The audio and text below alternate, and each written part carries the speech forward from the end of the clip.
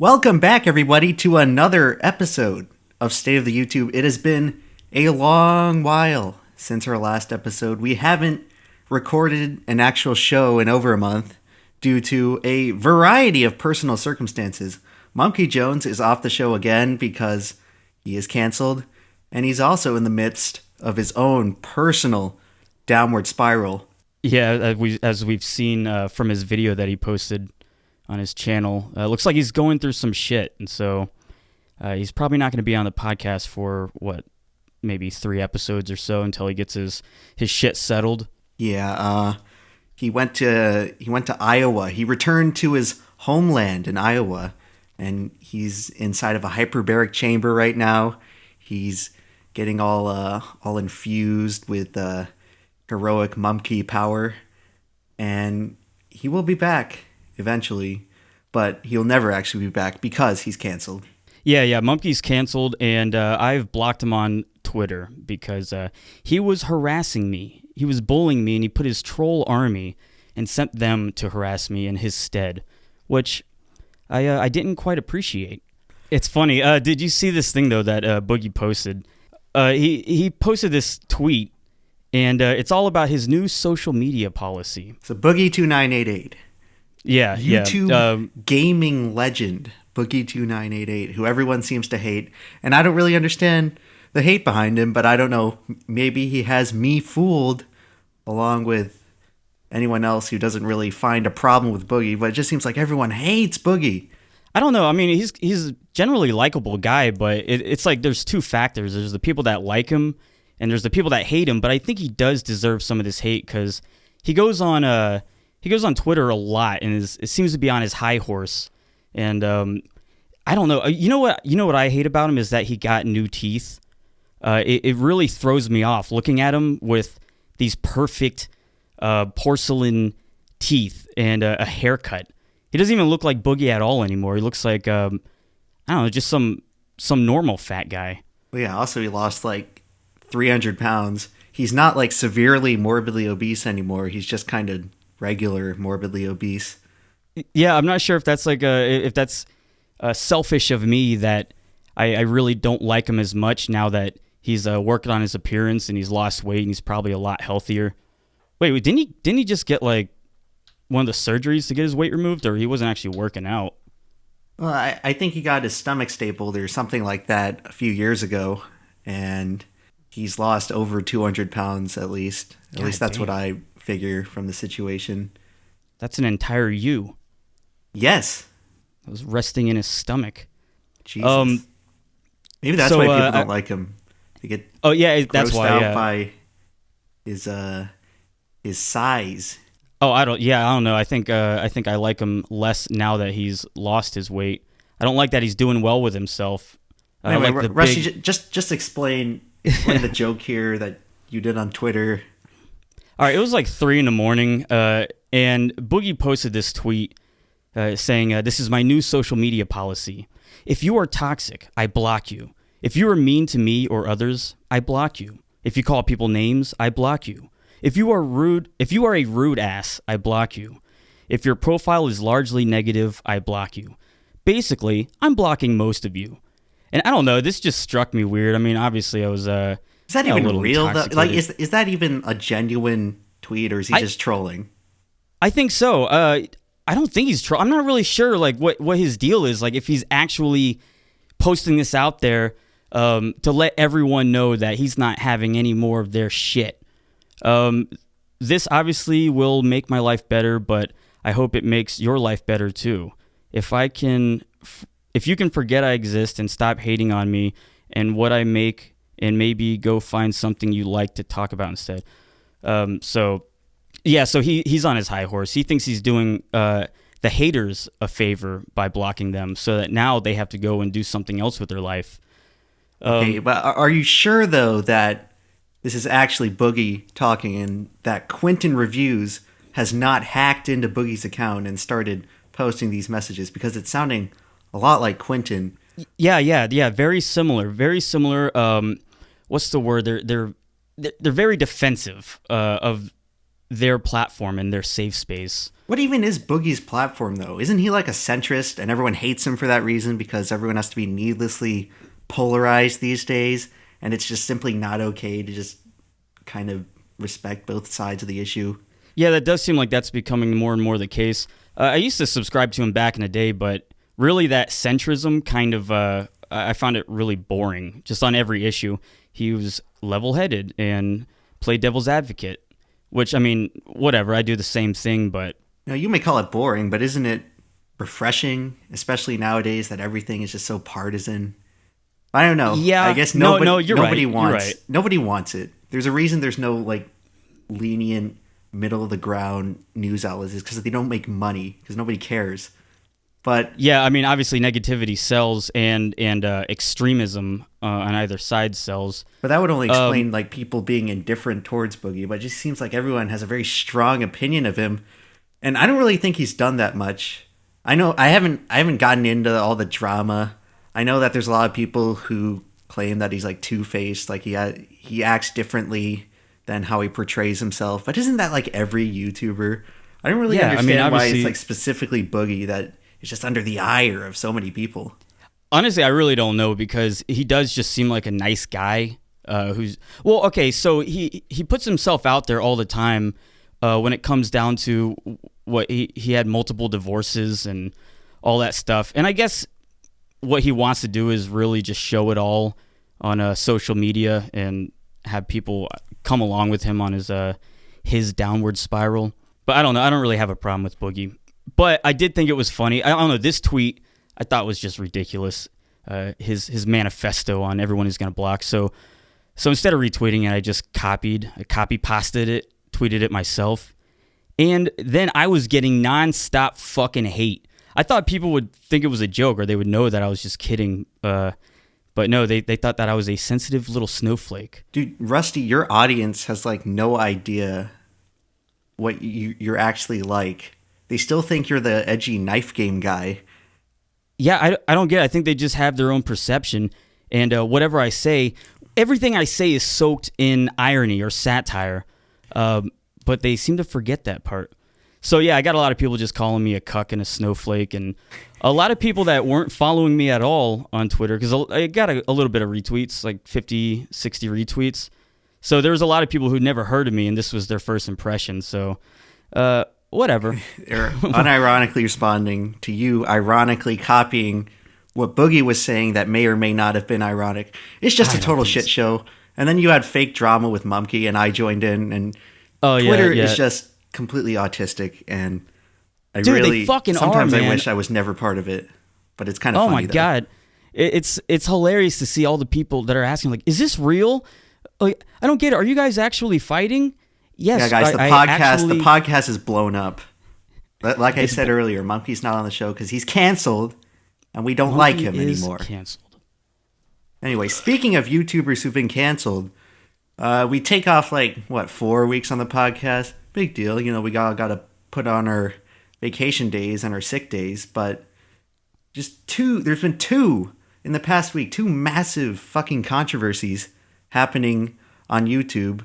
The most notable of which is around makeup guru James Charles, who set the record for most subscribers lost over a 3-day period. He lost over 3 million subscribers. Jesus, 20% of his subscriber count in just 3 days. These are unprecedented losses, and it's all because I've been having a lot of people telling me to respond to it. Yeah, it's all because of an expose video made by another makeup person called Tati, where basically the narrative is that she helped out James Charles. It's sort of like a Keemstar thing where it's like, I looked out for you. Like sort of a YouTube mafia, YouTube brotherhood. I made you. You owe me now. The makeup guru brotherhood, sisterhood, whatever you want to call it. And he chose to support a different brand of supplements than the one that was aligned with Toddy. And it was supposedly a betrayal. And you're seeing this huge reaction, this huge visceral reaction. He's as much of a pariah as Logan Paul was when he filmed The Dead Body over basically nothing. Willie Mack made a video on this topic, and kind of rightfully justified. He called it basically a nothing issue, and it's been blown up. Yeah, it is literally a just non-issue. because it's a trendy issue and people want to talk about it and cash in on the controversy, when really there's barely any controversy to be had. And of course, there's accusations that James Charles supposedly like seduces straight men into gay sex, but that's what I was hearing. Like everything related to that in like the past year or so, there's no real evidence of it, and it was completely unfounded. And well, even if there was evidence, the accusation isn't anything bad. It was just that he hits on straight guys and tries to like fuck them or some shit, and then they say no. That's what gay guys have to do. They have to just kind of test the waters, or else they don't know who's actually gay or not. Yeah, and aren't traps like valued? Isn't that like the pinnacle of a human relationship? Isn't that what everyone strives to get? Why is this a problem? Are you saying that James Charles is a trap? I don't know. From the sound of it, he's definitely not, man. It fits a lot of the criteria. Have you ever heard his voice? He sounds like fucking Buffalo Bill. He's like, welcome to my channel. I'm James Charles. I'm probably doing a terrible impression, but it's disturbingly low, his voice. Yeah, but how many people online have you actually heard their voice when talking to them and before meeting them in person? Well, I mean, if you have a gigantic YouTube channel, probably most of the people that meet him have seen one of his videos and heard his voice. I'm sure his girl voice is better than Anxiety Wars, and that still works sometimes. Oh my god, he's been doing a lot more of those where he dresses up like a girl to catch the predators and sending them pictures of himself. It's pretty hilarious. But yeah, I don't know, man. James Charles, it does seem like a non-issue, and there's so much of this going around. It's just blowing up my fucking Twitter. Everyone's asking me to respond to the James Charles controversy. But yeah, what the fuck? So he's just using a different supplement, and then who even brought up these accusations that Tati, so she's like, trying to sabotage him and make it like a Me Too thing. 40-year-old woman. Dude, it's so weird. YouTube has all these just bubbles, these sub niches, and within them, a lot of the people get really huge. But if you're outside of that group, you never even hear about them. I've never even heard about any of these people until this controversy, and they all have like 18 million more subscribers than me. And I don't know. This whole drama... Yeah, James Charles, I kind of heard of him a little bit because I think my girlfriend watches his videos. I know he's a YouTube-approved channel where he's like met with Susan. Right. And I'm sure he's been in the Rewind. I haven't double-checked on that, but I'm probably right that he's been in at least one YouTube Rewind. I feel like he was probably in the last one because he was pretty popular at that time. You think ProJared has met with Susan yet? Oh, I don't know. Anyway, that's the second controversy we're going to talk about. ProJared, he can't even win at getting the biggest controversy because like the day after the ProJared controversy, the James Charles controversy came out and completely blew him away. Maybe that's good for him. Maybe it completely overshadowed him and snuffed it out immediately. Best Otherwise, case scenario for him. He would have been a laughing stock talking about James. Week. Yeah, he was only laughing stock for like what 3 days, and then everyone forgot about it. So for those of you who don't know, it's classic cheating controversy where ProJared cheated on his wife with some tramp, some skank. God, who would do that? Defiling the sanctity of marriage by cheating. Clearly, he was just values. Cheating with some other YouTuber, or I don't even know what ProJared does. Is he like a video gamer? Yeah, he was one of these gaming channels. I think he comes from normalboots.com, which was this content aggregate site, sort of like that guy with the glasses.com, where it spawned a bunch of popular YouTubers, including JonTron and Peanut Butter Gamer. And all these guys, they had their heyday back in 2012 with like classic game reviews. They were sort of the second wave of nostalgic game reviewers after sort of AVGN. And nowadays, you still even see that continuing with guys like Scott the Woz and Relax Ajax and all those other guys. But it does seem weird that so much controversy was building, or the story picked up as big as it did, when really it's like, who gives a fuck about this guy's personal life? I don't know, yeah. I mean, unless it was like incorporated with, unless he's married to, someone else who's notable or whatever. A lot of it seemed like sour grapes left over from different bygone controversy. Most likely Gamergate. Because a lot of those guys, a lot of gaming channels back then, they sort of... Gamergate was such a huge, influential controversy. Even though the controversy itself on its surface is kind of fucking dumb, but the influence of the Gamergate controversy sent so many ripples throughout internet culture and created so many divides and different cults of personalities that it's just very interesting to think about. ProJared was one of those guys who came out of that. I saw people digging up tweets from him in the past where he's like, "Yeah, I'm a male feminist," and it just seems like the controversy itself in a vacuum. Was he anti-GG? I don't know. I need to do a lot more research into any of this. Bedhead Bernie probably knows way more than I do. We should have him on one of these days. The point of this ProJared thing is that gamers have finally risen up, and ProJared got in the way of progress, and he was rightfully trampled under the foot of the gamer revolution. I love all the memes talking about how incels really have nothing to complain about. If ProJared can do it, if he can cheat on his wife with another woman, then any of these incels can get somebody. Because he's a pretty ugly-looking fella, and I'm one to talk. ProJared. So what was he doing? He just like he posted a lot of dick pics. I'm seeing all these cringy pictures. I didn't know if they were actual his pictures or if they were photoshopped he's just or what. Sexting some girl on the side, and I didn't do enough research into this. Like I always come on the show and we talk about the stuff, and I don't do enough research. But I don't think I will go out and say I don't think cheating in a relationship is that worthy of public scorn and shame. I don't know. Yeah, I'm always under the thought that pretty much all that personal life stuff should just be left off of the internet. It's because in 2008, Tiger Woods was one of the greatest athletes in America. He was an American hero, and he got completely torn down because he cheated on his wife. Something that, if most Americans were honest, they would admit the same exact thing: cheating on a wife or a girlfriend. And my God, it's fucking Tiger Woods. What were her expectations going into that marriage? She's marrying a super multi-millionaire, fucking the best golfer in the world, and she's like, "Oh, cool, I locked this one down. Definitely not gonna have to worry about him sleeping around with the thousands of women that constantly hit him up, probably on a daily basis." Yeah, the most popular athlete of the 2000s. But yeah, it really doesn't come to much it doesn't of a shock. excuse it. Yeah, it's a vice. Cheating on someone is a vice. It means that you're weak and you fall into temptation. But it's not something that should make you a national pariah, especially since I'd say a majority of people in America have cheated on their partner at one time or another.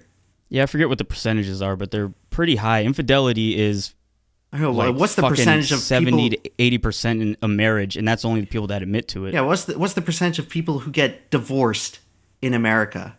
Why should we shame Tiger Woods for getting a divorce when I think a majority, if you can look that up and correct me in the comments if I'm wrong, but I think a majority of marriages in the United States end up in divorce.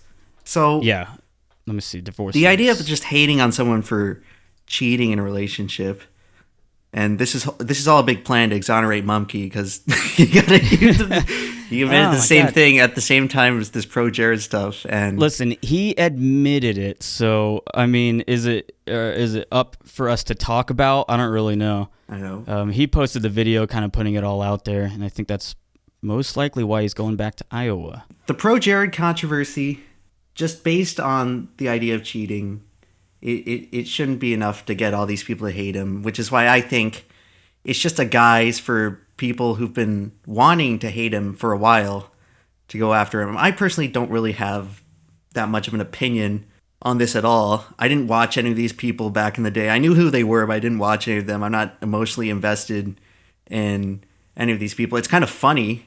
It's funny to like play along and look at the memes, but yeah, pretty much. And the James Carl's controversy, it's because there's been a vacuum of controversy throughout the beginning of 2019. There's been a ton of controversy on like YouTube's end administratively, but in terms of like personality driven drama, like last year we had the whole KSI versus Logan Paul thing driving, which was completely manufactured. Keemstar's hungry. He's hungry for stuff. He's probably been a very happy man the last and weeks. all the commentary channels they're finally they just have to put their input on ProJared's marriage and then each other's controversy of it. They're loving it. This is why it could not be a commentary channel, because I just have no fucking opinion on James Charles not using the correct products or whatever, or ProJared sending his dick pics to some other lady. Hey, the James Charles thing is interesting because a lot of the stuff, these commentary channels immediately came out and jumped on it, running with the whole accusation that he is like a sexual deviant and all the sex accusations. A predator.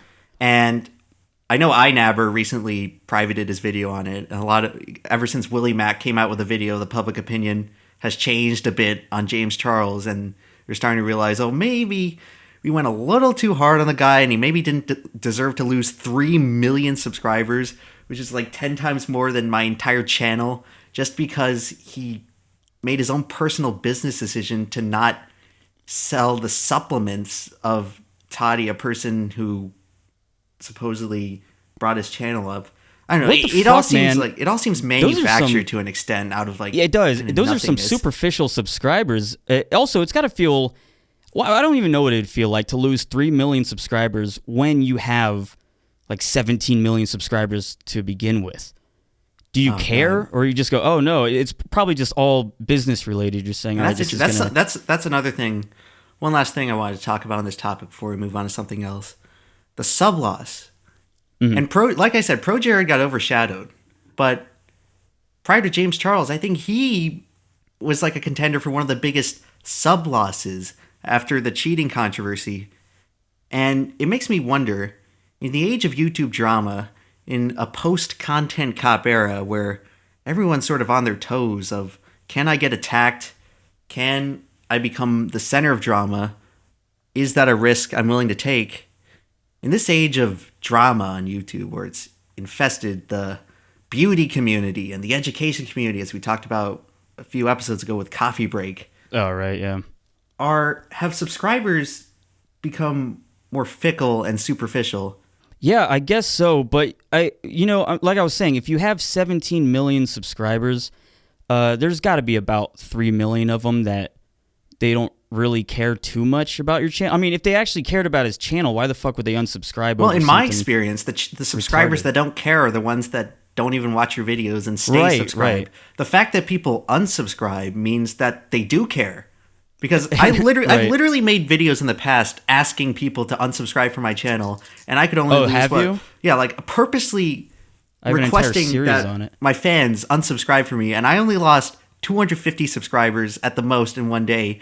And you have this guy, like one beauty YouTuber makes a video on him, and he's losing 3 million in Man, I'd love to see days. How that translates into actual numbers, like cash-wise. Well, number-wise, because they got to be thinking every million. Cash-wise, he's probably up. It's probably great for business.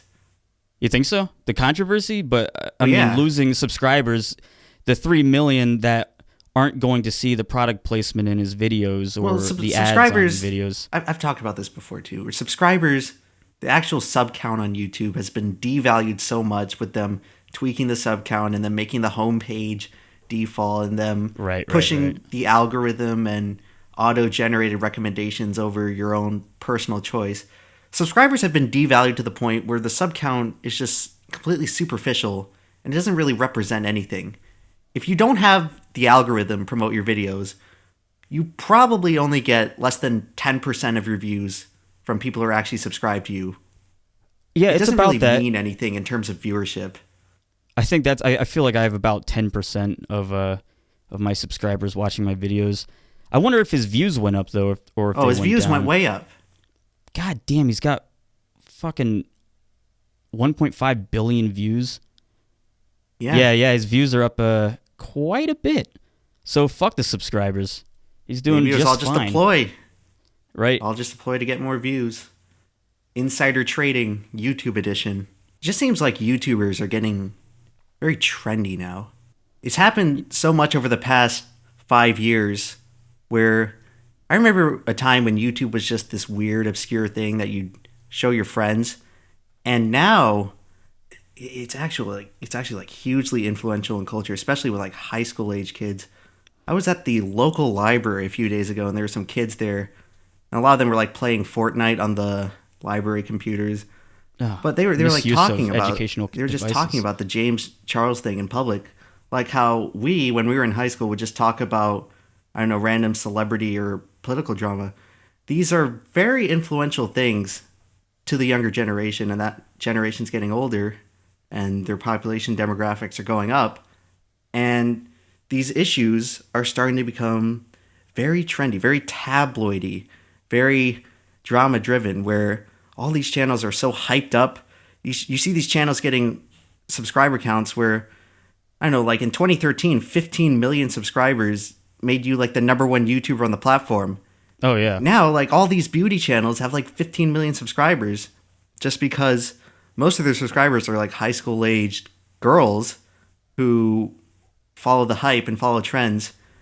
I guess what I'm trying to say is that young trans men that are trying to be themselves. Sure. I guess what I'm trying to say is that we live in an age now on YouTube where hype and trends can build up your channel to such an incredibly high level that wasn't even thought possible 5 years ago. It transcends outside of YouTube. Like, But and at I'll the same say this, time, like, you can continue. I was gonna say, people my age, like my peers, most of them don't watch YouTube religiously. Like they still watch Netflix. So if I mention any of these names to them, they're gonna have zero idea who James Charles is, or even Logan Paul. I was shocked whenever I saw TMZ covering Logan Paul. I was like, this is a weird new era where YouTube's kind of been coexisting with the old school celebrity status from, movies and whatnot, and now they're finally meshing together. So people are starting to wake up to the incredible popularity of a lot of these channels, but definitely the younger generation as they get older, because people my age, they have no fucking idea who Logan Paul is. They might have heard about him. All they know about PewDiePie is that he's a Nazi. Well, it's like a whole new world where all these YouTubers. And I don't agree that it's really coexisting with mainstream media. They're kind of existing side by side, but like separated a bit. Yeah, that's what I meant, like paralleling. Yeah, rather than.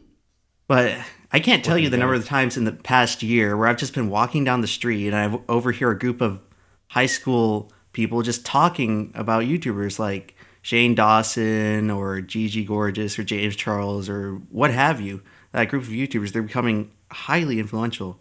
But what I was trying to say earlier is that... Where are you hanging out? You're hanging out at a high school? No, I don't know. I'm just walking around on the street and I pass by groups of teenagers sometimes, and a lot of the time I overhear them talking about it. It's a real thing. It's a real tangible thing that you can witness in how popular culture is just shifting to a lot of these YouTubers, and people are stopping caring about old school traditional celebrities.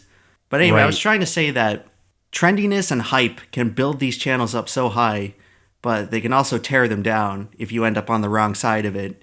And that's what we've witnessed in James Charles just shattering the record for most subscribers lost in a 3-day period. Well, it looks like he's on the up and up now. He's out of the red and back into the green on subscribers.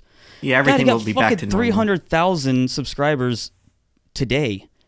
Everything will be back to normal it might already be back to normal in a month. It'll be like this whole thing never happened. And you're talking about fake controversy. This happens so often. I think that's the biggest thing that people learn from, say, I think Justin Bieber is where I first started seeing it, where everyone was focused on Justin Bieber fucking up. Here's what he did this week. He was driving his Lamborghini in residential neighborhoods. He pissed in a bucket. I don't remember what the fuck it was. But either way, it just made him more popular, and people forgive the wrongdoings, and they'll just forget about it, essentially. Like, everyone hates Jake Paul and Logan Paul, but they're going to be on top. They're going to come out of all controversy just fine. I mean, now I guess no one even fucking talks about them anymore. Now they're just hidden away in their Scrooge McDuck mansion, diving in a swimming pool full of gold coins. Yeah, the thing is with YouTube controversy, if it happens to you like once or twice, you're probably going to be completely fine. Unless it's a serious thing like a sexual predation thing. Right, right. If it's just something petty like this, everyone's just going to forget in a year. You say a year, I think about a week. Yeah. Or 2 weeks. Well, it's what happened in 2016 when the Fine Bros tried to copyright or trademark the word react, and they tried to trademark a genre of video on YouTube. Blatantly, one of the worst things any YouTuber has tried to do. They lost subscribers for like a week, and now it's like nothing even happened. Yeah, I mean, well, they're running a network that's constantly just picking up people that never even heard of that controversy. So it got effectively squashed. Do you think Kevin Spacey is gonna come out of his hiatus, his canceling? No. That's kind of like the fucking James Charles thing. His situation. Didn't he get arrested or he got guilty for having sex with an 18-year-old man who lied about his age to say he was 21 so he could drink at a bar with Kevin Spacey? Supposedly consensually had sex, but they're saying that he, I don't know, took advantage of him because he was drunk. I don't fucking know. I'm not going to defend Kevin Spacey. Kevin Spacey does not have a chance of recovering in the public eye because celebrities are very different from YouTubers in that celebrity news is very slow. You really only see them in movies, like once every year or so. YouTubers, they're coming out with new stuff every day. Everything moves so fast, and it's just a conveyor belt of new information. Right, and old controversies just get dusted over and forgotten about until 5 years later. You get a channel like Wang or Wavy Web Surf. They're making a video about it, like what happened to this guy. Oh, yeah, JonTron. I mean, his controversy, that really has been eliminated now. I don't think anyone even talks about it. His videos are doing better than ever. Controversy is something on YouTube that you can get away with 1 or 2 times. Just don't make a habit of it, or else you'll make too many enemies. So what's this? What's Susan meeting with YouTubers? So Susan Wojcicki, we're big fans of her on the show. Yeah, YouTube's wonderful, glorious, great leader.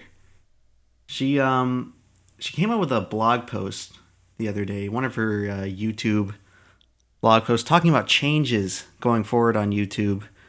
And at least on their own merits, a lot of these ideas are very good.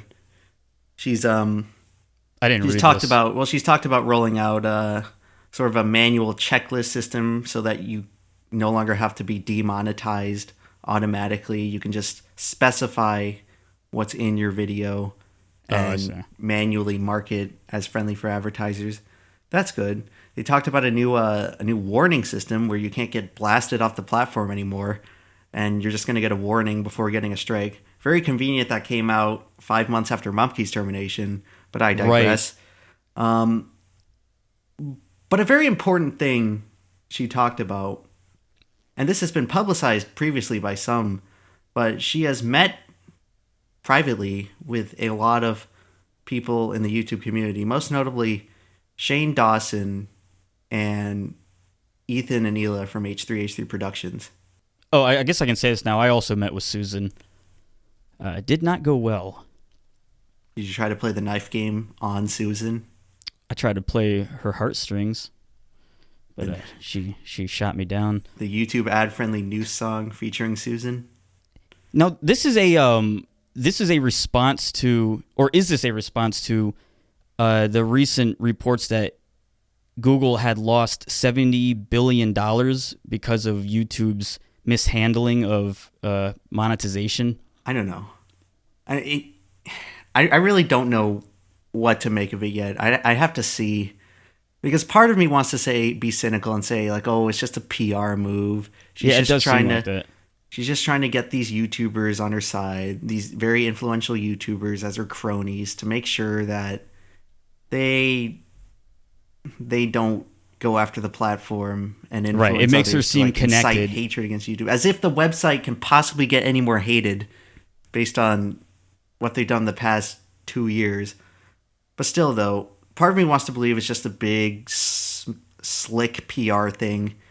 But sure, because I think the biggest controversy the biggest criticism that people have of YouTube is that they're so disconnected from the actual users. There's no transparency. And there's zero communication. I mean, now you can't even talk to a person in the chat support. It's just all robots.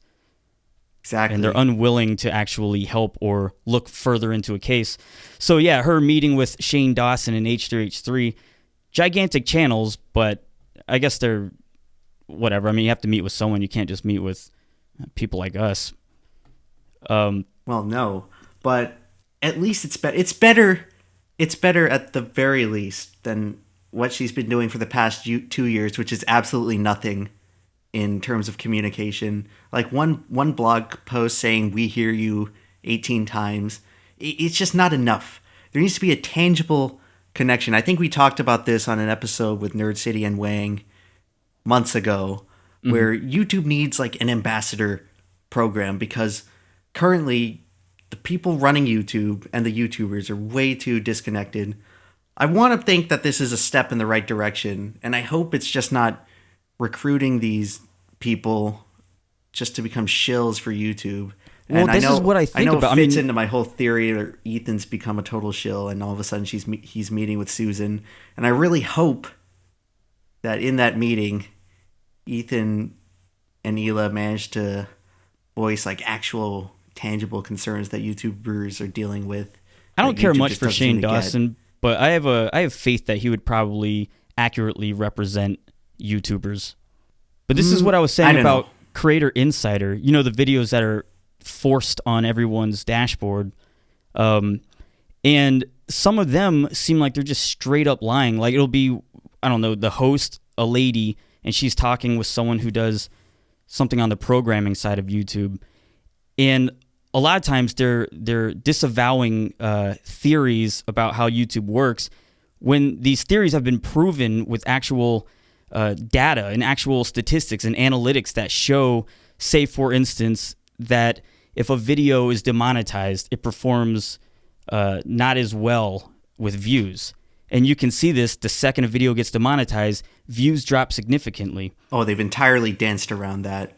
Yeah, they've never given a straight explanation. They've always dodged it or given conflicting reports on what's actually happening. I think actually a few weeks ago, Keemstar confronted them about it directly on Twitter. Right. And they still deny. And there's an overwhelming amount of evidence that when your video goes yellow, your views go down the toilet, and YouTube just they refuse to acknowledge it. Yeah, it doesn't help what they said on Twitter was that there was no correlation between views dropping. But then they also said in the video, I think it was Creator Insider, they were saying, well, when a video gets demonetized, videos that are demonetized are generally less, they don't garner as much attention. So, of course, they're going to get less views. So they were trying to make some sort of claim that demonetized videos get less views. But just by saying that videos that aren't monetized aren't as high quality or they aren't as attention grabbing, which is fucking retarded. Doesn't make any sense. The past 2 years, so many YouTubers, even big YouTubers like Mr. Beast, Adam22, they post screenshots of their analytics showing that instant their video gets demonetized, the views drop by like 60 to 80%. Right. It's not nothing. There's clearly something going on. The fact that YouTube continues to deny this while preaching about, oh, we're trying to be open with people, it's just really shady on their part. And I know why they do it. They've always been very mysterious and selective about what information they reveal about the algorithm because they don't want people taking advantage of it. But the way I see it, everyone's taking advantage of it anyway. All these toy channels. Right. Or exploiting it. Everyone's just exploiting YouTube videos. Way back when it was just the reply girls with their boobs out making video responses.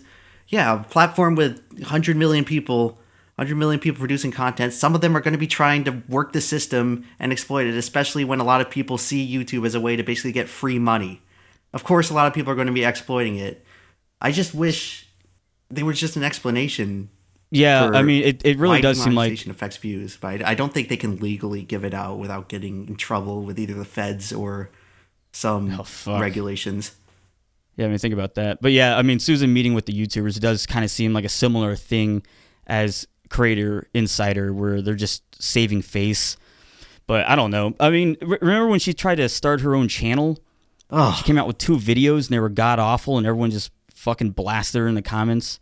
Jesus. Yeah, welcome to being a YouTuber, Well, lady.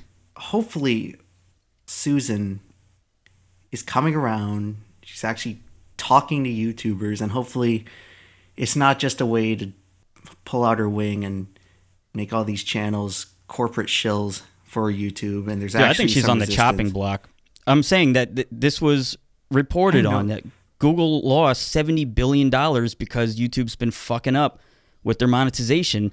And so this is probably something that she has to do in order to try to get things back on track so she doesn't just get So that's a big kicked story. as the CEO. I was meaning to talk about this actually. A big story came out by CNBC where Google, or Alphabet, which is what the parent company is called now, they reportedly lost $70 billion with a B, $70 billion in market cap, I think was the terminology. I'm not well versed in finance, so I can't really explain a lot of this stuff. But what the story is that last year, and we've talked about this before on the show, last July, YouTube tweaked their algorithm to favor mainstream news and to sort of cut down on conspiracy, or their words, conspiracy related content. And I think also in their words, they wanted to enhance the presence of, quote, authoritative news sources, which is basically just their word for the mainstream traditional legacy media. Right. MSNBC, We'll just- Fox News, CNN. Our fact checkers, not unbiased fact checkers. And you immediately saw changes based on this announcement from last year, where if you look up any trending news story, and I think we tested this on the show back in December, if you look up any trending news issue, all you see in the first results are mainstream news outlets. They've rigged it so that mainstream outlets appear first in search results.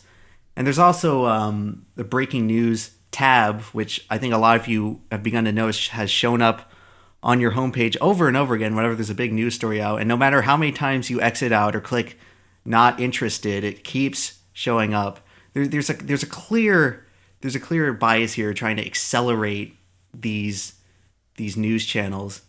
Yeah, they don't want Trump to win again, and so they have to rig their website to force their biased media sources. Exactly. Well, because they know that they can kind of pull strings and control what these outlets say, and they can't control independent YouTubers, which is what I believe, and what I've believed this whole time has been the entire point of this AntiConspiracy Initiative. It's not about conspiracy. And there's nothing theorists. even wrong with conspiracy theories, because conspiracy theories are often correct. There's conspiracies. Just because something is a conspiracy doesn't mean that it's got to be some kooky thing like the... Well, yeah, we're talking about a theory right now about how YouTube has conspired against all of us, Right. just for PR reasons. And I've always argued the point of this, they like to label the channels they're blocking, the channels they're shadow banning as conspiracy theorists, when really it's just independent YouTubers who question and challenge the system. That's what this is all about. It's controlling criticism. This is about suppressing the independent voice. A guy on Twitter sent me a screenshot the other day where he got an ad on YouTube, like that's just like a literal conspiracy ad, like some Christian fundamentalist guy talking about how the earth is flat. One of the biggest punching bag joke conspiracy theories out there. So it's clear that if YouTube is taking money from conspiracy people and showing that to YouTubers, they don't actually care about the presence of conspiracy content on YouTube and how it's influencing people to like bad ideologies. They don't care about any of that. No, as you can evidenced see by them clearly. just taking money from them and showing them as ads. And you can see clearly, like, the step-by-step what they do. They realized once Alex Jones started getting very popular before the last election, obviously he's fucking nuts and he's got a lot of crazy theories, but they used that, knowing that he was influential in the election, and a lot of maybe right-leaning channels are as well. they realized they could use his controversy with Sandy Hook and blow that into something that they could a blanket statement they could throw on everyone that Alex had a Jones, dissenting opinion. He's been at the center of this, and they've used the banning of Alex Jones as a precedent to apply it to a lot of conservative channels. There's actually a Trump initiative right now of the White House to investigate bias among these big social media companies, not just YouTube, but also Twitter and Facebook, of their handling of a lot of conservative pundits, a lot of conservative think tank type people, and how there's just an overwhelming bias against. Did you see that article? How they spun it? They said, "Too racist for Twitter. The White House wants to know about it." So now it's if you're suppressed on any of these social media platforms, it's automatically because you're either a crazy conspiracy theorist or you're an incredible racist. Well, and that's how YouTube framed it too. Right. YouTube frames it immediately, coming off by saying that, oh, if you're starting to see a decline in these channels, that just means they're conspiracy theorists, and we're trying to get rid of that, which, once again, they clearly don't care about it because they show ads from conspiracy content. That's fucking nuts, man. Well, I've always said the whole point of this news initiative has been to silence individual expression and to silence people from questioning the establishment. It's controlling your thought. Yeah, and it's bitten them in the ass. They're down $70 billion because they're forcing CNN and MSNBC and ABC News, all these outlets nobody cares about. I don't care if you're like conservative or liberal. Nobody fucking goes to YouTube to watch CNN videos. It just doesn't have. Just look at the views. Especially now that they've been shoving it down our throats for the past year. Look at the views. Nobody watches these guys. Everyone's watching fucking Tim Pool and all these independent YouTubers because that's what they come to YouTube to do. People want to watch CNN, watch it on TV. We want to hear an actual person's opinion and see their sources. And and watch a bunch of them and see if their sources match up or their story matches up, or if it doesn't, and you get a different opinion. But if you just see CNN, it's just going to be manufactured garbage, or whoever pays them, however they decide the story must be, or what news is allowed to get out there, and what point of view to take. Yeah, and by deliberately interfering with what people want to watch and hiding the channels that actually attract YouTubers and actually fit in with what YouTube audiences want to see, by basically blacklisting a lot of these channels, they've cost themselves $70 billion. I hope that news program was worth it for them. And gee, I'd like some of that $70 billion. It's just money that YouTube and YouTubers have not been able to make over the past year because YouTube has decided to play the PR game. You know what just happened? I've been having a lot of videos demonetized recently. Most upsetting of all, the family-friendly news song, which I made specifically. I went through step by step and figured out how to make this a video that could not be demonetized, and it still got demonetized. It's just a song about me telling you how to tie a rope. Well, speaking of demonetization, and it ties in with the whole thing of what I was just talking about, Vsauce, Michael here, one of the most innocuous channels on YouTube imaginable. The Bill Nye of our generation. He has a side channel called Dong, or at least it was called Dong, where he basically talks about just various things. He just various. He's talking about dongles, right? Like just like little things, or is it just smaller scientific ideas? Well, the series it started off with a series on his channel called Dong, which stands for Do Online Now Guys, where the series was just a bunch of like cool niche sites on the internet that he was sharing, and eventually he put it all on the second channel, and it turned into more of just like sort of a casual Vsauce channel where they're not like scripted videos. There's a lot of improvisation. It's kind of just like a one take thing where he's like showing off this scientific concept with like a real life experiment.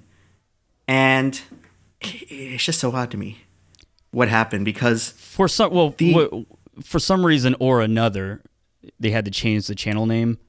supposedly what happened, and this is not actually confirmed because he never actually came out with a statement saying what happened, but it's heavily implied in the video he announced it on, where he had to change the name of the channel from Dong to Ding because apparently the name Dong did not fit within advertiser-friendly guidelines.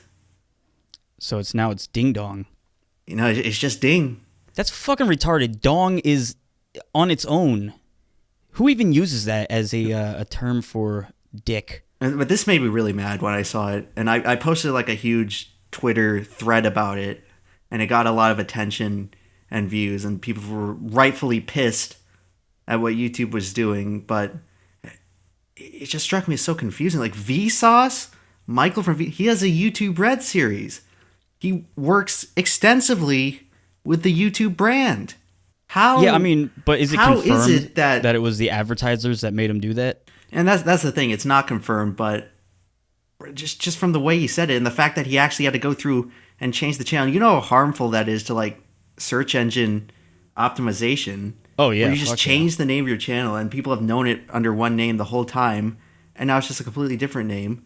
That's not something you do unless you need to make a drastic change that if you don't make it will grossly harm the channel. Yeah. But I don't understand how this can happen. When Michael, he's like a VidCon approved person. He's at VidCon every year as one of the approved creators. He has a YouTube Red series. Meaning, like, in order to get a YouTube Red series, you have to just know and be able to talk to people from YouTube. So, well, I mean, they've done it before to PewDiePie. Right, but PewDiePie became a rogue. PewDiePie fell out with YouTube, and he stopped giving a shit about any of it. Michael's been doing the same thing. He's like a model, just a model student. Yeah. Of YouTube, and I don't understand how he didn't have like one YouTube contact who could go in and manually check off his channel and say that, oh yeah, well clearly this is a non-sexual use of dong, which is not even that big of a curse word. Maybe in the 1950s, if you go around saying dong, you'll get a slap on the wrist from it's such an your innocent Catholic school word. teacher. So they have to take it out of context in order to make it a sexual innuendo in order to take it down. Yeah, it's like kind of dorky. It's like kind of campy. It's a joke, you know. Like obviously it means that, but it's funny because he's like a science channel where he talks about science and he doesn't. Did you hear about that story a couple years back? Guidelines. Where it was at some sort of tech convention or whatever, and this lady overheard two gentlemen said something about a dongle, and I think they made a little quip. Yeah, isn't that like an app or something? I'm fucking stupid when it comes to that. I'm not really sure what a dongle is, but they ended up getting fired because that was like some sexually explicit thing that forces women out of tech, and they didn't get their jobs back. Yeah, that's a consequence of PC society. That's a consequence of just not understanding the context. But in the Vsauce case, I don't understand how YouTube could possibly be out of touch with him when he has a YouTube Red series. He's clearly worked with YouTube before on a lot of stuff. I don't understand how he can just not be able to call up some dude at YouTube and say, look, my channel is science content. There's nothing non-advertiser friendly about this channel. And that's the thing. That's the thing I went off in my Twitter thread about this thing. And I'm just going to restate a bit of it here, but what advertiser could possibly care about a channel being called Dong? Yeah, None when of the them. content is wholesome and educational. That's the whole reason YouTube has rolled out all this shit, all this regulation, is because supposedly advertisers are unhappy.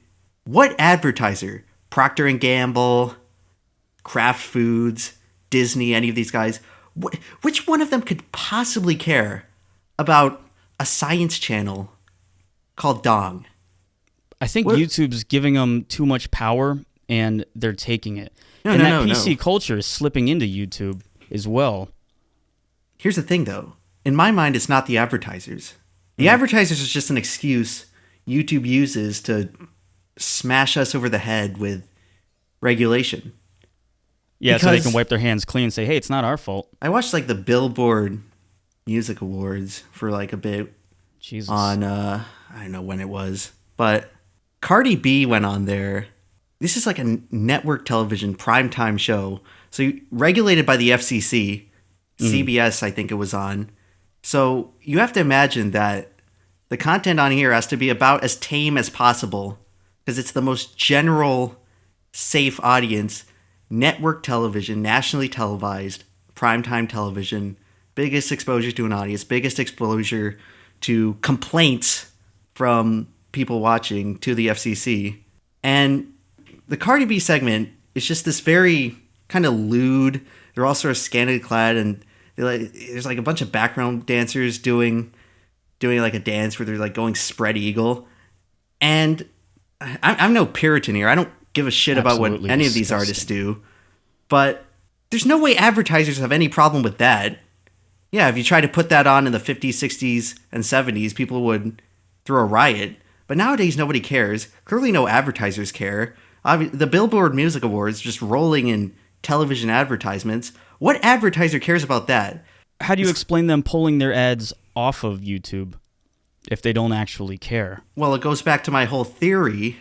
I think I talked about this in the Willie Mac episode, which you weren't on, so I don't know if you're familiar. But there's a theory going around that all these supposed ad boycotts, they're not actually out of any principle. They're not actually out of any moral offense. It's just a way for these advertising companies to renegotiate their rates with YouTube. Yeah, that's what I was saying, man. I'm saying YouTube's giving them too much power, allowing them too much power, and taking that power and feigning outrage creates justification. Yeah, so I don't really know who to blame here, but it's clear that advertisers don't have a fucking problem with Cardi B doing like a fucking lewd performance on CBS primetime television. So how the fuck could they possibly have a problem with Vsauce naming his channel Dong? It just doesn't make any sense. Yeah, that could have been like something just on their side where it was a real simple business thing where, because he runs everything like a business, they have to say, hey, maybe Dong's not the best name for a channel. Yeah, but according to whom? Yeah. This whole thing is supposed to be about making advertisers happy. Right. Isn't that the whole point? YouTube was fucking edgelord, Wild West extreme until demonetization, and then they're rolling all this stuff that's supposedly based on regulation for standards and practices on television, and the whole thing is predicated on the idea that, okay, well, the advertisers aren't happy, so you guys have to fall in line with this. But now you can't possibly explain to me that there's one advertiser that cared that Michael's channel was called Dong. Oh yeah, no one's actually offended, but they know that YouTube's going to go, wait, please, we'll do whatever you want. Please come back. YouTube has taken this idea and turned it into just thumping small independent creators. Yeah, well, they're taking a loss for it. Yeah. I don't know if it's going to continue downward or if it's going to level out. Maybe, hopefully it gets better. But I don't think it is. I think it's just going to constantly get more sanitized and more creators are going to get kicked off. Yeah, only for independent creators, not for the Jimmy Kimmels, not for the entertainment industry. Childish Gambino can shoot a guy in the fucking head and massacre a crowd of people in a music video, and that gets put on #1 trending for a week. And meanwhile, Michael from Vsauce can't name his channel Dong. It's just blatant inequality. That's what it's just blatant inequality with how we're being treated. I don't know if all these industries, I know the music industry has special privileges. That's why they can get away with just taking down all these videos. Because initially when YouTube was going through all the copyright regulation with getting like the rights to stream music videos on YouTube, all these companies, WMG, UMG, Sony Music, they all got special privileges to just basically go in and be able to take down whatever video they want. So it's known that the music industry at least has like martial powers on YouTube, but how far does it go? Does the television industry have it too? It seems like Jimmy Kimmel can start to get away with all this shit now, telling Kavanaugh to cut his cock off, and there's no problem with that. No advertiser's a problem with that. But you're starting to tell me Michael from Vsauce, that just the star independent channel on YouTube of what you can accomplish if you just work hard on YouTube, he suddenly has to change the name of his channel because dong is apparently too offensive for advertisers. I don't buy it. I don't buy it for 1 second. It's just like what they do. It's just like what they've done with the news and labeling all independent news channels conspiracy theorists and them wanting to put in authoritative news sources. Or this they're is just exactly what they're doing. Far right, alt right. That's what they'll say. And they're applying it to the entire YouTube. And if you're not backed by multi-billion-dollar television networks or music corporations, you're just fucked.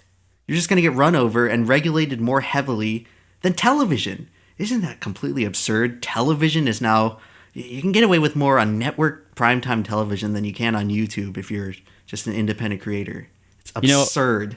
It was a big thing for a while. People were kind of laughing at, the old media and how YouTube's going to take over and replace it. But they played a hell of a game because it looks like they're winning now. They're just using YouTube to further promote themselves, and YouTube's bowing down and playing ball. And maybe they have to for fucking whatever reason. I guess they got the advertisers, so money is on their side. As much as the corporate suits and yes men at YouTube would like to have you believe, this is not going to work well for YouTube, and it's not going to work well for these companies. These companies, they had the chance to come into YouTube gracefully and work with YouTubers and kind of be on the even footing. But no, they had to come in with their chests puffed and say like, oh, I'm big and important entertainment personality. I'm better than all of you peons making videos on this worthless network. We're going to get here and we're going to establish ourselves and we're going to get in bed with YouTube because we're better than you. And they came in an abrasive way, and it's made the YouTube generation, all these people who watch James Charles and Shane Dawson, we are going to hate them for it. I resent them for it. I'm definitely not going to be doing these networks any favors in how I present them in my videos. The amount of power that they have, that someone, a media mogul who owns tons of networks. Power that is waning.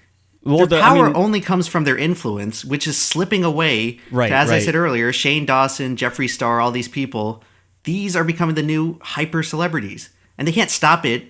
It's a process that's already begun just because technology has progressed beyond a CRT TV and watching David Letterman on late night. I do like David Letterman. But yeah, I mean, the importance of them to maintain this power is, there's wars that go on. There's coups and things. They control the narrative on it. Right. I guess you could say that's part of the culture. There's so much money that... Well, they come from... You can continue. Oh, it's world controlling. It's country changing and policy changing. And so it's crucial that they have this power. And so I feel like no amount of money, an unlimited amount of money are they willing to spend to maintain that power and to get control of YouTube and to make sure that people only watch their networks and their platforms. It's a different culture. It's like I said earlier about how whatever celebrity example we use, Kevin Spacey, gets treated differently than YouTubers. Controversies don't apply as much to YouTubers as they do to corporate industry-backed celebrities because there's a lot of politicking. There's a lot of people and money, investors behind the scenes pulling the strings, and it's a cutthroat corporate industry where all these people, all these CEOs, all these investors, all these PR people running, they have to be ruthless. They have to run these companies like in a Machiavellian way. And the culture on YouTube is simply not the same. YouTubers they're not all competing with each other, unless you count like Keemstar and whatever pointless drama you want to scrounge up. But by and large, YouTubers look out for each other. YouTubers cross over with each other.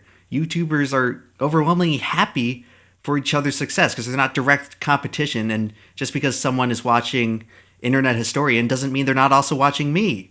Right, and also so I don't feel obligated to put Internet Historian out of business for existing, but that's the culture of this entertainment industry, and they're trying to come into YouTube and they're trying to use the same tactics. And what it's just going to do is unify all the YouTubers against them, and we have a unified enemy. Hate them, and they're not going to be popular. They're just going to be seen just like YouTube. They're going to be seen as the people who ruined YouTube for all of us. And I don't care how much you can PR and politic it. That's a blemish. That's a deep-rooted blemish that you're not going to get rid of. And the more you try to push all your corporate bullshit, all these entertainment companies, the more you try to control YouTube and sanitize YouTube and spam your breaking news tab on my homepage, no matter how many times I click not interested, Dude, the I've more and not more you seen it try to yet. do that, the less we're going to like you, the more we're going to hate you, and the less we're going to financially support any of your products. And you will go bankrupt, you will be dead, you will be alone, and you will have deserved it by not coming in gracefully as you had the opportunity to. And no one's going to put flowers on your grave. Exactly. No one gives a fuck that Radio Shack went out of business. No one gives a fuck that Circuit City went out of business. Let me mourn for all these corporations. No one's like that. You're just a bunch of corporate suits. People don't care about the corporation. They only care about the celebrities that you flaunt around like puppets. YouTubers are real. YouTubers are gritty. YouTubers haven't had everything handed to them. And that's why people find the appeal in YouTubers. But if YouTube and these corporations keep wanting to push that away and just remove the spirit of YouTube from YouTube, then they reap what they sow and they lose $70 billion in the market cap.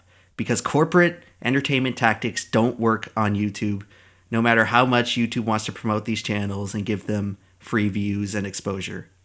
Well, what about Disney? Are they coming back? Oh, yeah, well, I guess I was going to just talk about that next. Speaking of the advertisers, this isn't a news story. This was never reported on, but this is just my own personal experience where a few weeks ago I saw an Avengers ad on YouTube. Avengers, Marvel Studios, owned by Disney, ad on YouTube. So much for them getting rid of ads on YouTube to Right. supposedly protest child endangerment. They really, really cared about that. And you can go back and play it back on the episode where we talked about this. Exactly what happened, exactly what I said would happen, happened. Where they came crawling back to YouTube silently and covertly. And now everything's back to normal. And the only consequence of all of this is that YouTubers have lost revenue. So fuck Reddit. Yeah, they're right. All these controversies, I mean, just going back to what we were saying, the controversies get swept over and then business as usual with the consequences lying on the actual creators on the site. Because, yeah, of course, Disney's not going to want to leave off the Endgame fucking trailer from YouTube. It's going to make them a couple extra $1 million. Yeah, let me just not advertise anything on the second biggest website on the web because I'm staying principled because an angry mob of people said that there were pedos in the comments of some YouTube videos. Let me just not advertise the biggest blockbuster event of the last 10 years. I don't really have anything to say on that. Oh well, I guess we have one more thing to talk about. I told you so! Stupid fucks. Listen to me next time. What? Who right. should have listened to you? Fucking Disney or YouTube? Everyone. Everyone doubted you, but I'm let right them about doubt you everything now. and they're all wrong. Repeatedly, it's proven as the case. It's the fucking haters, man. Anyway, YouTube's favorite journalist, Joe Bernstein, coming out with his next YouTube.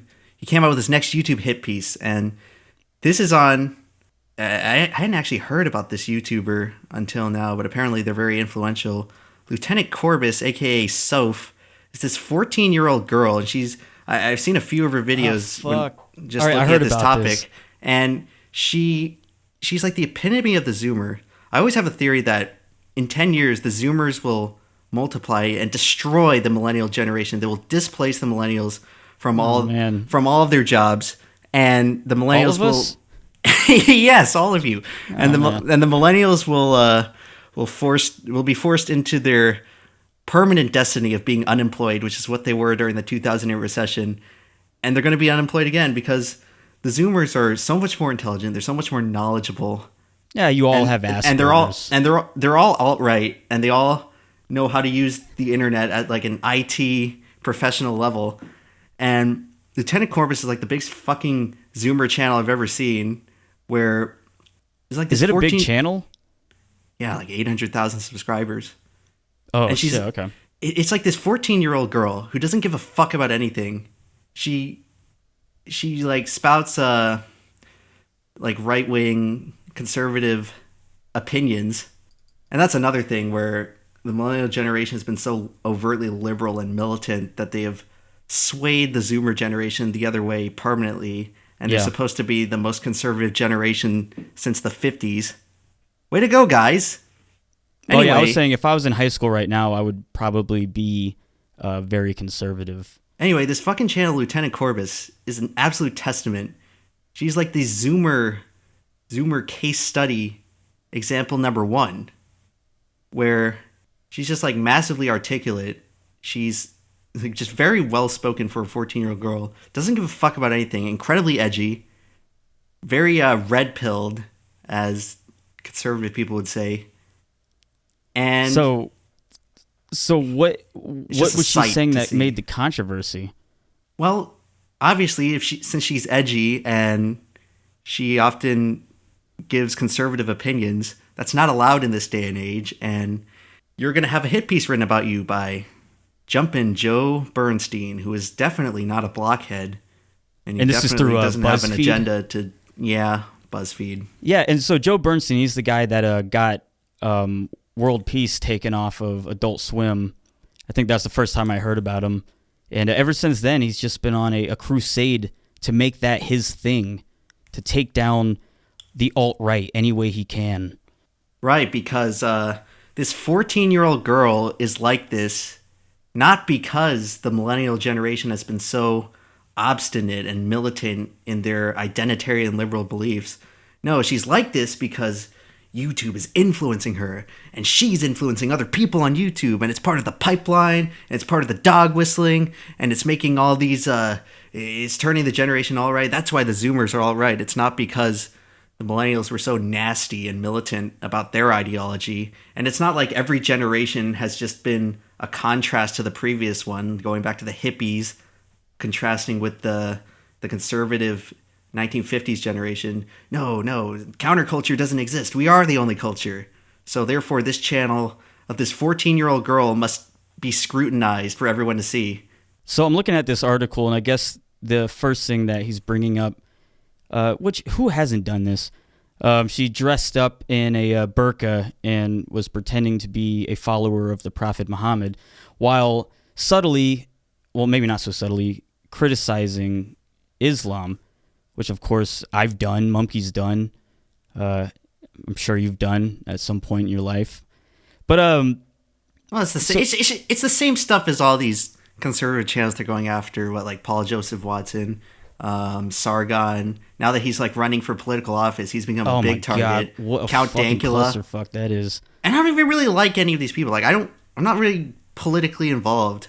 I don't find politics very interesting. I know I talk about it a lot, but that's because I'm more interested in sort of the game theory aspects of it and not really the political theory. I don't really care. People get so angry over it, and they get so angry at me just for making political references when I myself don't care so much. But that's just the day and age we live in.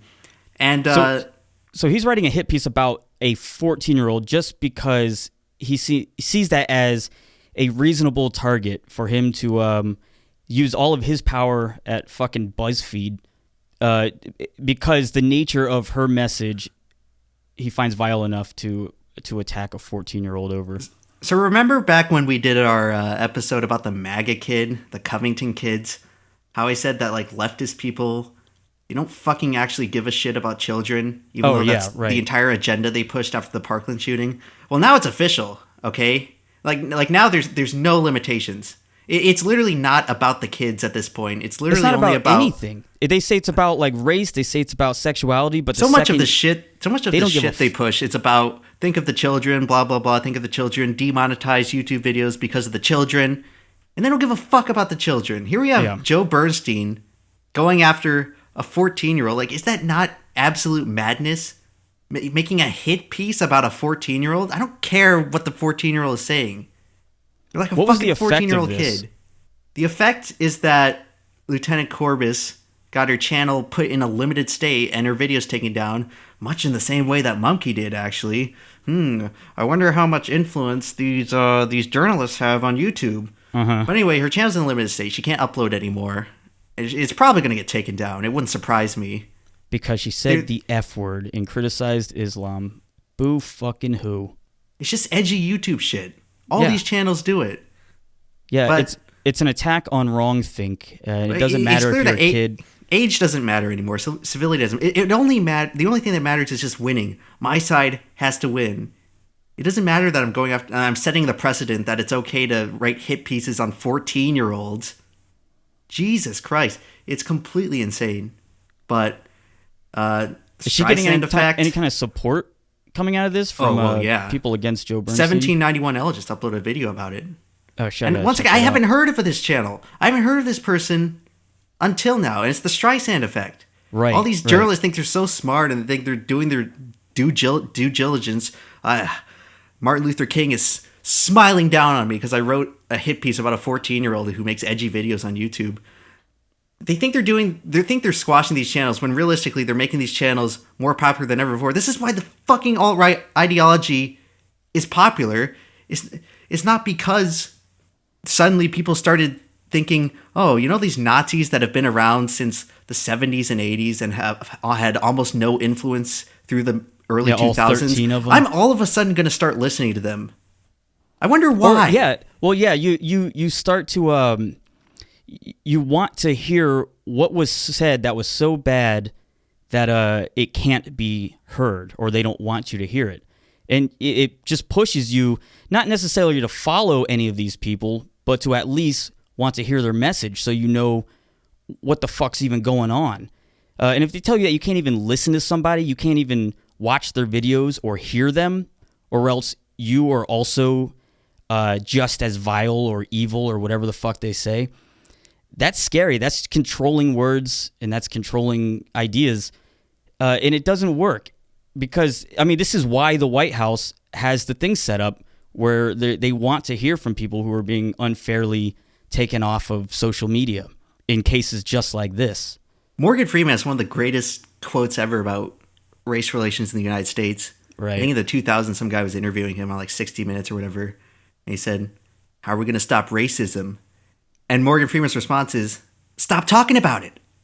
This entire millennial generation, it thinks that that just by calling out some kid for being racist, you're somehow stopping racism. You're doing the opposite. How do you think the alt-right ideology can exist? These people who exist only under the perception that there's somehow this globalist conspiracy to destroy the white race. Do you think it's a little more compelling to their side when they see all these articles specifically attacking people for being white? I wonder why they think that way. Yeah, it's radicalism growing out. Well, I don't know. I don't want to be a hypocrite here because this is an argument that I feel like I'm against whenever it relates to Islamic terrorism. That you shouldn't say anything against Islam because that is going to radicalize people and make them want to commit terrorist attacks. It's kind of the same thing to say them talking so much shit about, I don't say white people, is they're responsible for the white people being radicalized when, most white people don't end up becoming wild Nazis. There've been Nazis in the KKK in the U.S. all the way throughout the 50s, 60s, 70s, 80s, 90s. They were completely dwindling. They had almost no influence in the 2000s. Oh, dude, it was a fucking joke in the 90s. They would have like the Grand Wizards on fucking Jerry Springer just to laugh at them. It was a humorous thing how outdated and how little power or influence that they had. But now all of a sudden it's the gigantic boogeyman that half of the country is a part of, according to a lot of these left-leaning journalists. You can try to stop racism all you want by writing about it, but you're only making it worse. And now this channel is going to become more popular than ever before. Do you know what it looks like? Do you know the optics of some 40-year-old journalist for BuzzFeed, major publication this day and age, just striking down a 14-year-old on YouTube? Do you know what that makes you look like? You're the bully. You're the schoolyard bully. And you're making these people who you think are evil look like the victim. And the average person who's not like indoctrinated in the cult of leftist ideology, they're just going to look at it and say, well, that doesn't look too fair. I'm going to support the kid. Right. Because this is someone who's, they're 14. Even if their ideas are controversial or someone deems them to be incorrect, this is still a 14-year-old kid. They're going to grow up. They might have, they have a lot of learning to do. They have a lot of things they could change about what they say, but you're attacking them. I don't know. Like, what fucking makes you think that you're going to hold some sort of moral crusade over someone who is fucking like 4 years ago they were a 10-year-old. And also, which is it? Are kids defenseless and they can't think for themselves, or are they a big threat? They're all powerful, right? You can't have it both ways. Are they calculative, premeditated, evil geniuses, or are they weak and victims and they need to be protected from big bad man? And here's the thing, too. If she doesn't come out of this ahead in this immediate controversy, this is going to follow her the rest of her life. It's the same thing that they do with everyone. Look what they said 10 years ago. And yeah, there's going to be like the Facebook people and Will Wheaton, who actually thinks that PewDiePie's a Nazi just because of the way the media's covered it. There's going to be people who fall into the misinformation, but those are just the people who are in the cult. Not like the majority of people who are just independents and they just want to know the truth of the situation, and they're rational, they're moderate. A side that's been completely lost and alienated over the past 10 years of political discourse in this country. Well, hopefully, man, because this happens all the time, and people who aren't actively looking into it and trying to look up these channels and check out their content, hear what they actually said in the context in which they say it. Everyone who doesn't do that, they just hear from each other, this person is alt-right, this person's a Nazi, this person's a white supremacist, and even though they fucking aren't, I hear it so often, just peers at the bars and whatnot, they have an opinion about someone, and they don't bother looking into it. They just make the judgment, and if you don't also have that same opinion, then you are looked down upon, and you are judged exactly the same as they're judging the person. I was talking to someone the other day, and we were talking about Joe Rogan's podcast, and they said, yeah, I don't like that he has like white supremacist leaders on the podcast. And I was like, what the fuck are you talking about? Who's a white supremacist leader that he had on there? And they said, well, he had Richard Spencer on. Like, he never had fucking Richard Spencer on the podcast. We looked it up right there, and of course he didn't. But he already had his opinion about Joe Rogan hosting white supremacist leaders when it just wasn't even fucking true at all. And not many people are even willing to sit there and look it up and actually say, oh, wow, fuck it, I was wrong. Okay, but like, at what point do you have to stop and realize that maybe this has gone so far? Maybe this has gone a little bit too far, a little bit off the deep end. Maybe we've treaded a little bit out into Bolivian, as Mike Tyson would say. But I don't know, man. I don't think there's too much of a limit for a lot of people. 14-year-old? Really? Yeah. What's next? Is this story getting traction, or is it kind of died off? Well, the story's... It's just being ping-ponged back among, like, conservative and leftist channels, but it doesn't really have any mainstream trendiness. Okay. Yeah, I was wondering if I eventually hear about this the same way I hear about, fucking PewDiePie. Like, okay, like, at what point, though, is it not the kid's fault, you know?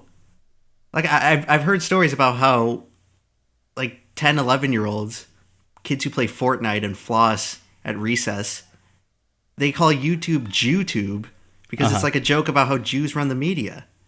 Is it their fault? Are they dog whistling? Are they part of the alt-right? Are they part of, are they just repeating stuff they've heard elsewhere? Well, they're repeating stuff they heard on Lieutenant Corbus's channel. Oh yeah, that's the big influence.